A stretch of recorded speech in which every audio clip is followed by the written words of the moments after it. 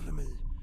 They put SV40, a cancer virus, in 98 million polio vaccines, deliberately.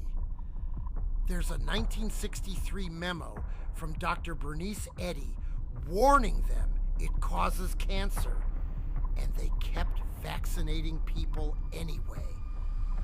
And Dmso, this natural sulfur compound, it literally turns off the cancer protein. It reprograms the cells back to normal. But the FDA won't let you have it because Big Pharma can't patent it. It's a depopulation agenda. I sent you the article. Look at the molecular evidence.